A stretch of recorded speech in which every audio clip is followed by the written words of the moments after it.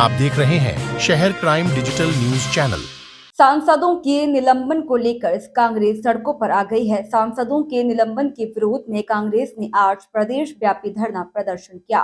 भोपाल के रोशनपुरा स्थित जिला कांग्रेस कार्यालय के सामने कांग्रेस ने धरना प्रदर्शन किया, जिसमें पीसीसी चीफ जीतू पटवारी, पूर्व केंद्रीय मंत्री अरुण यादव सहित तमाम वरिष्ठ नेता और पदाधिकारी शामिल हुए।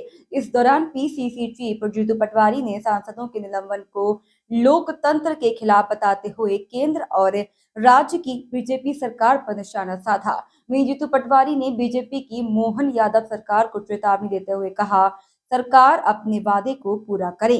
साथ ही 3100 रुपए धान खरीदी का वादा जनवरी तक पूरा नहीं होता है तो किसानों के साथ कांग्रेस सड़कों पर होगी। जीतू पटवारी ने अपने संबोधन में ईवीएम को लेकर भी सवाल उठाए। मुख्यमंत्री जी, आपसे जो पिछला घोषणा पत्र था आपका, वो 30-35% से ज्यादा पूरा ही नहीं हुआ। आपको जाना इस दिशा में था, आप चले गए उस दिशा में। जब पिछला इतिहास आपका ऐसा है, आपके पूर्व मुख्यमंत्री जिन्होंने 18,000 घोषणाएं जो आज भी अधूरी है, और ये कोई भाषण की बात नहीं है, आरोप की बात नहीं है, विधानसभा के प्रश्न के उत्तर की बात है, तो आपकी बात का कैसे भरोसा किया जाए। मैं मीडिया के माध्यम से फिर मुख्यमंत्री से अनुरोध करना चाहता हूं कि आपने जो वादे और विचार शिवराज सिंह जी ने देश की जनता को, प्रदेश की जनता को बताए, हमारे बहनों से 3,000 रुपया हर महीने आपके खाते में डालूंगा, लाडली बहना से कैसे कैसे रिश्ते बनाए, लाडली बहना को गले लगाया, उसके आंसू पोंछे, उसके सामने रोए गाए और उसकी भावनाओं से खेले। और अब आप प्रोविजन करेंगे 3,000 रुपया आपको पहली कैबिनेट में उन बेटियों को, उन बहनों की रक्षा के और सुरक्षा के लिए देना थे, जो आपने नहीं दिए। ये विश्वासघात नहीं है तो क्या है, और ये लोकतांत्रिक नहीं है तो क्या है। मैं अनुरोध करना चाहता हूं कि धान की खरीदी आपने कहा है 3100 रुपए में होगी। आपके भाषण से विधानसभा में किसान के फसल की उपज का दाम उसके खाते में नहीं जाएगा, आपके निर्णय से जाएगा, आपकी कलम से जाएगा। मुख्यमंत्री जी, 3100 रुपए धान की खरीदी अगर आप जनवरी से पहले चालू नहीं करेंगे तो मुझे विश्वास है मेरे कांग्रेस का और किसान परिवार का एक एक कार्यकर्ता सड़क पे आपको दिखेगा। मैं अनुरोध करना चाहता हूं आपको, जिस तरीके से निलंबित किया गया, कोई ऐसी बात नहीं थी, कोई ऐसी बात नहीं थी जिससे कि इस तरीके की भावना बने कि मुझे निलंबित किया जाए। पर निलंबित किया तो ये अपमान उस समय उस क्षेत्र की जनता का था, जो उन्होंने मुझे कई सवाल दिए थे। ऐसा ही संसद में अभी इतने लोगों को एक साथ निलंबित कर दिया, बाहर कर दिया, उठा के फेंक दिया। ये क्या है? ये लोकतंत्र की हत्या नहीं है तो इसको क्या बोल सकते हैं? साथियों, अभी मुझसे पहले हमारे पूर्व वक्ता जहीर भाई बोल रहे थे, आदरणीय शिवराज सिंह चौहान का चेहरा बताया गया, वोट मांगे गए, विधायकों को एक चिट्ठी, एक फरमान दिया गया कि अब ये विधायक है, ये मुख्यमंत्री है। मतलब विधायकों की वो भावना जो अपने नेता को चुनती है, सिर्फ विधायकों का हाथ ऊंचा करके खड़ा करके रहने का केवल अस्तित्व बचा है। ये लोकतंत्र की हत्या नहीं है तो क्या है?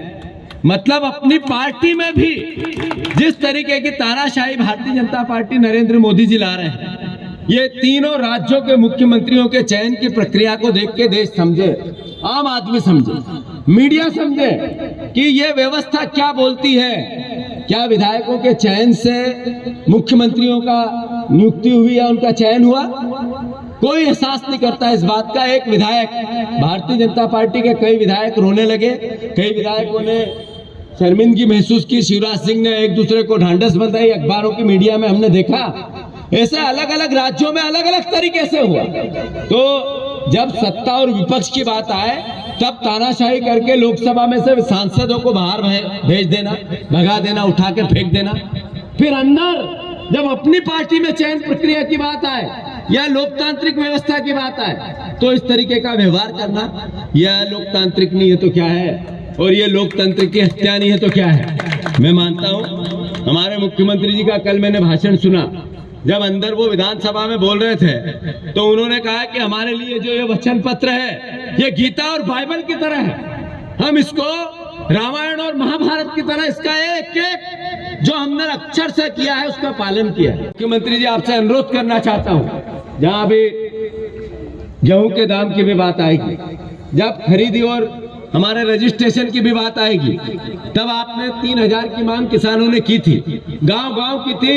एक एक भारतीय जनता पार्टी के किसान को भी भरोसा था कि हमारी भारतीय जनता पार्टी ने 2700 रुपए बोला है तो करेगी। मैं अनुरोध करना चाहता हूं, वो आपके घोषणा पत्र में किए गए वादे, जिसमें आपने किसानों के लिए धान और गेहूं की बात की है, आपने युवाओं की 2 लाख नौकरियों की बात की है, बहनों को 3000 रुपए खाते में डालने की लाडली बहना के अंतर्गत बात की है, आपने हर घर को एक रोजगार देने की बात की है। आपका रामायण और महाभारत जैसा घोषणा पत्र, उसका इम्प्लीमेंट आपने नहीं किया।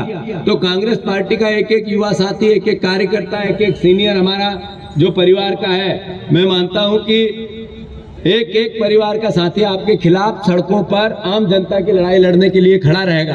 मैं फिर से, जो आज लोकसभा में पूरे देश में हर पार्टी, हर राजनीतिक दल, हर नागरिक जिस तरीके से इसका आक्रोश है कि लोकतंत्र की हत्या, नरेंद्र मोदी जी ने कहा था अच्छे दिन आएंगे, नरेंद्र मोदी जी ने कहा था कि मैं एक नया देश बनाऊंगा, एक नया विचार दूंगा। ये लोकतंत्र की हत्या का अच्छे दिन और ये अलोकतांत्रिक व्यवस्था का एक नया विचार अगर भारतीय जनता पार्टी और नरेंद्र मोदी का है, तो मैं समझता हूं कि इस देश के मौलिक अधिकारों की, आम नागरिक के मौलिक अधिकारों की हत्या का एक कुचक्र है। मैं एक बार फिर से आदरणीय सभी कांग्रेस परिवार के यहाँ उपस्थित साथियों को साधुवाद और आभार देना चाहता हूं और पूरे प्रदेश के परिवार के साथियों से अनुरोध करना चाहता हूं कि भारतीय जनता पार्टी का जो चरित्र है वो बांटने वाला चरित्र है, वो भाई में भाई, परिवार में परिवार और हर नागरिक में भेद करके, टकराव करके राजनीतिक सत्ता पाने का है। हम सब जागे,